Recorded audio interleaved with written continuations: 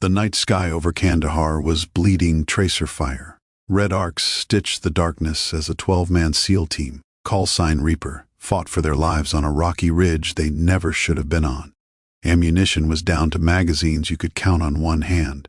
Their radio operator lay dying, whispering coordinates that no one was coming to answer. One by one, the men stopped believing the voice on the other end that kept promising fast movers inbound. Hope had flatlined. Then, out of the black, came a sound no one expected anymore. The soul-shaking chainsaw growl of twin GAU-8 cannons spinning up. If you love stories where America fights back against impossible odds, hit that subscribe button right now, because this one is going to leave you speechless. Her name was Captain Kim Viper Campbell, call sign Viper 6, and she was already supposed to be on the ground. 30 minutes earlier, her A-10 Warthog had taken a golden double B, one lucky 23mm round, straight through the right engine over the same valley. Flames licked back toward the tail, hydraulic fluid painted the windshield, and every warning light in the cockpit screamed red. The sensible pilots would have punched out. Kim didn't. She feathered the dying engine, firewalled the good one, and turned that wounded hog straight back toward the sound of guns she heard on guard channel. Alone, low on fuel, half her control surfaces shredded. But those SEALs down there were somebody's brothers, somebody's sons, and she wasn't leaving them. On the ridge, the SEAL team leader, Chief Petty Officer Ryan Ortiz, had just told his men to fix bayonets. That's how close it was. Taliban fighters were inside 100 meters, screaming as they rushed uphill in waves. Ryan keyed the radio one last time. Any friendly, this is Reaper 1. We are about to be overrun. Static. Then a woman's voice, calm as Sunday morning, cut through. Reaper, Viper 6. I've got eyes on your strobe. Hang tight, boys. I'm coming in hot. Ryan looked at his men like he'd heard a ghost. An A-10? They'd been told both hogs were RTB. One of the youngest SEALs actually laughed through the blood on his teeth. Chief, is that an Angel? Kim rolled in at 400 feet, belly full of 30mm depleted uranium, nothing to lose. Her jet was on fire, trailing a torch you could see for miles, but she lined up anyway. The first pass was pure wrath. The GAU-8 spoke for 7 full seconds, an eternity in that gun, and the mountain seemed to erupt. Entire tree lines disappeared. Enemy fighters vaporized mid-stride.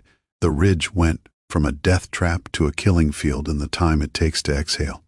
But she wasn't done. She climbed, rolled, and came back for a second pass, then a third.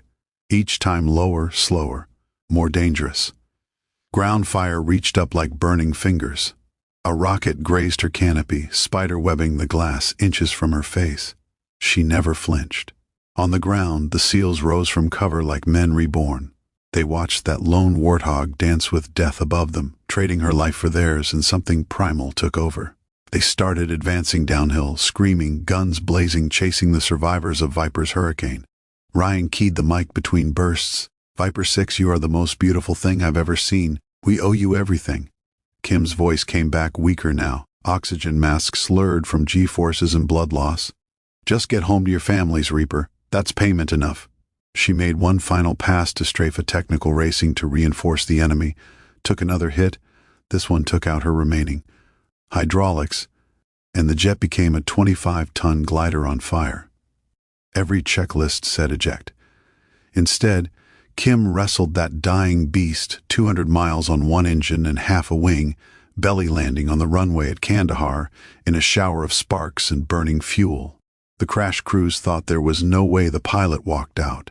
Then the canopy popped, and a 5'4" woman with blood in her hair climbed down the ladder, looked at the smoldering wreck that used to be her airplane, and simply said, "Somebody get me another hog. Those boys might still need me." The SEALs made it out on the first medevac bird, every one of them alive. Chief Ortiz asked to be wheeled over to the hangar where they were patching up Viper's jet. He found Kim sitting on an ammo crate, flight suit torn, face black with soot, getting stitches in her forehead without anesthetic. Ryan, tears cutting channels through the dirt on his face, dropped his crutch and saluted her with a shaking hand. Kim stood up, returned the salute, and said, "No, Chief, we salute you." And the toughest men in the world hugged the smallest pilot on the base and cried like children. Years later, At a quiet ceremony most of America never heard about, Kim Campbell received the Air Force Cross, only the second woman in history to earn it. But ask any of those 12 SEALs what happened that night, and they'll tell you medals don't matter.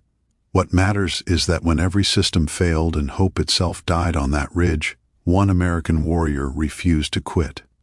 She brought thunder and mercy in the same breath, and she brought every single one of them home. So tell me in the comments, from which part of the country are you watching this video right now? Are you in Texas? New York?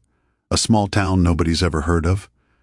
Drop your state or your city down below. I read every single one because stories like Kim Campbell's don't belong to one place.